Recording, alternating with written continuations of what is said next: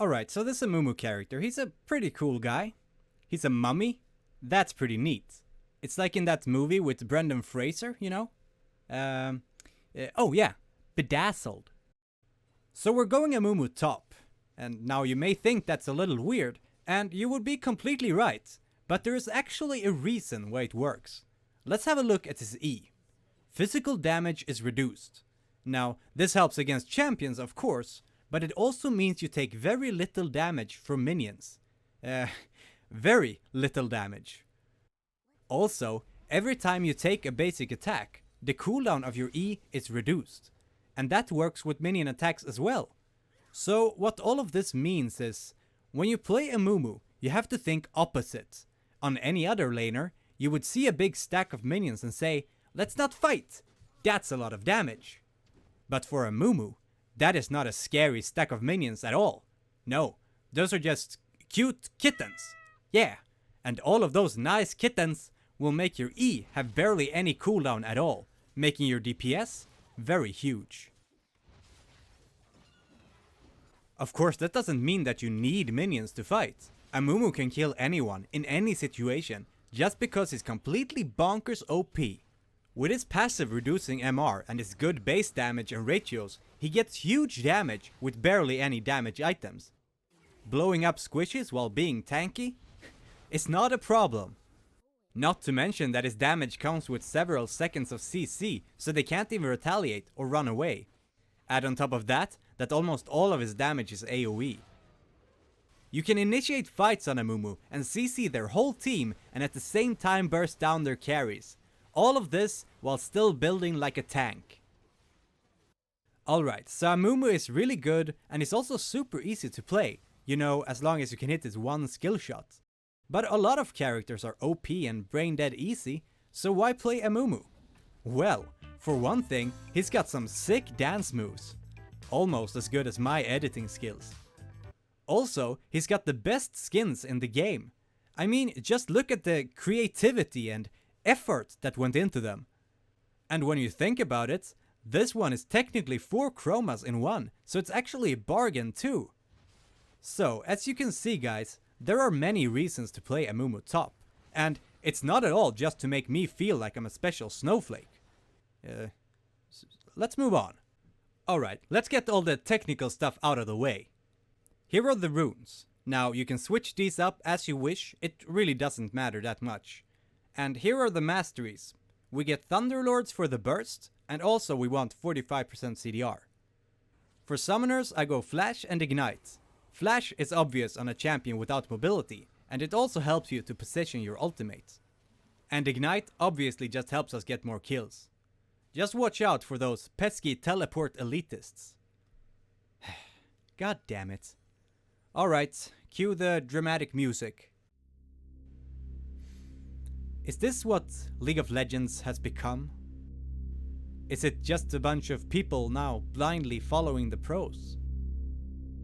I remember going triple mid. I remember going Poppy bot and facing Wukong and Brand. I remember going AP Irelia mid. Okay, maybe those weren't great, but the point is... Are those times gone? Is being innovative now just frowned upon? Why are people so scared of straying from the set path? Why do you get ridiculed if you do?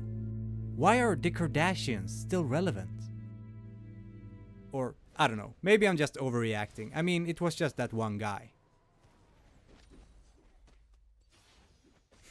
God damn it. Alright, Sion, how is that teleport working out for you?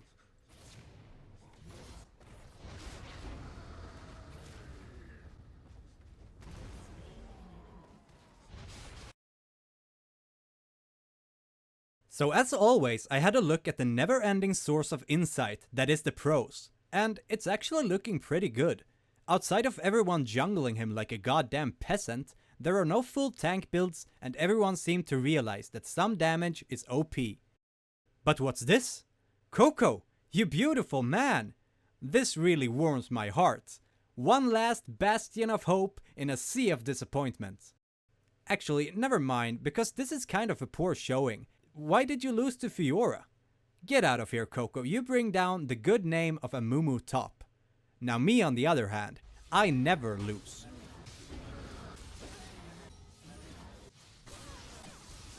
Really though, what you build on Amumu is pretty irrelevant. As long as the item gives good stats, it really doesn't matter. The only important thing about the build is CDR. We need to reach that juicy 45% CDR cap as fast as possible. And that's why we use this as our core. It gives fast CDR cap while still giving good stats so we can kill people. So, why is Max Cdr important? It's so we can ult as often as possible, because Amumu without ultimate is just not very impressive. You want to be able to use ult to kill people whenever you want, without feeling like you're wasting it. Well, that's a pretty good opportunity for an ult right there. God damn it. This is why we get CDR. Also, your Q becomes 4.4 second cooldown, which is pretty dumb. So, after your core, you can build whatever you want. Here are all the items that I usually pick from. You can build as much or as little damage as you want, but I think Abyssal Scepter and Sorceress Shoes are the absolute minimum, and those two items are usually enough to blow up squishies. Speaking of Abyssal Scepter, you should get this item every game. Even if they have a full physical team, I still get it for the damage. With this in your passive, you can easily get people to negative MR. Alright, here are some example builds. Okay, now we can learn how to play. There is only one secret to laning Amumu. Don't be a pussy. He doesn't do well at just playing safe and farming. He has no sustain, no ranged attacks to farm or harass with, and you really need to go aggressive. Luckily, you're really good at that, and people will frequently underestimate how powerful Amumu is in an all-in engagement. Most of the time, you can just burst down your opponent fast, but even against bigger tanks, you'll be fine. It just takes a little longer. Alright, here are some quickfire, hands-on tips for playing Amumu. Use your E to harass your opponent and last hit at the same time. That value. Remember to auto-attack before you use your spells, so you apply your passive. Amumu can be a little hard to CS with, especially when you play aggressive all the time, so it's a good idea to proxy a few waves after you kill the enemy. And who knows, maybe someone will come and foolishly think he can kill you.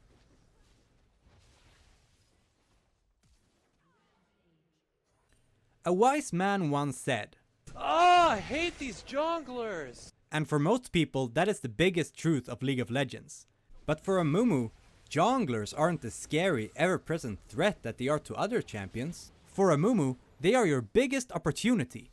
Killing your laner is all well and good, but what will really seal the deal and make you fed is that jungler thinking, Amumu top? Well, that's an easy kill, he has no escapes. But little did he know that he would be the one who would need an escape. You see, Amumu is amazing at taking on several people. Your ultimate will keep them both from attacking you, and your unexpected burst will quickly turn it into a 1v1, leaving only one guy who will either foolishly try to fight or run for his life. Oh, you want some more nice tips on how to play? Alright, here are a couple more. If you have trouble landing Q because of minions are in the way, remember, you can always ult first for a guaranteed Q. This isn't really a tip, but Amumu is a lot stronger against physical champions than mages. Your E reduces physical damage, your ultimate stops auto attacks but not spells, and the build path is a lot smoother when you rush armor. So, if you have the choice in the matter, play him against a physical guy. While your enemy can't attack while ulted, they can still cast spells. The exception is mobility spells, so use your ultimate to prevent things like an echo ult.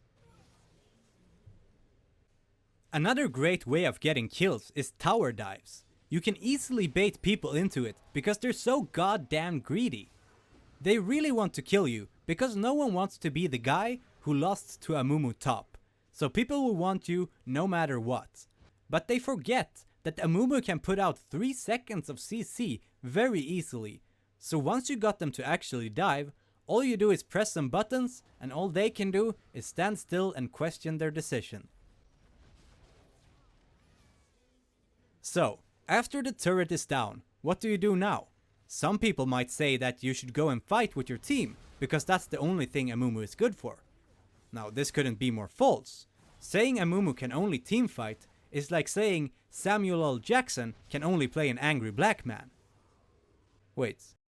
The point is that Amumu is amazing in duels and small skirmishes, even when outnumbered. He just happens to be a great team fighter as well. Did I mention he's really OP? So what I do is I just keep pushing.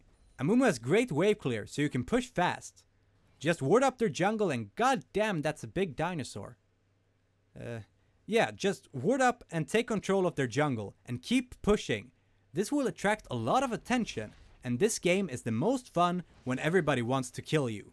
This is also a reason why we get so much CDR, so we're always up for a fight and don't have to run. When you do teamfight, it's all about getting a good initiate and hit ultimate on as many people as possible. Learning the range of it is pretty important, but that just comes with experience. And don't forget, you can use flash to get in position for better ultimate. Other than that, just go for the squishies. You're tanky enough to survive, but you can still one-shot them. So, all in all, Amumu is a pretty great character, with great versatility. You can be an assassin, or you can be a tank, or in most cases, you're both at the same time. He really is fun to play, and especially in the top lane, because no one expects it. I think that's pretty much all I have to say. So, guide's over. Thanks for watching.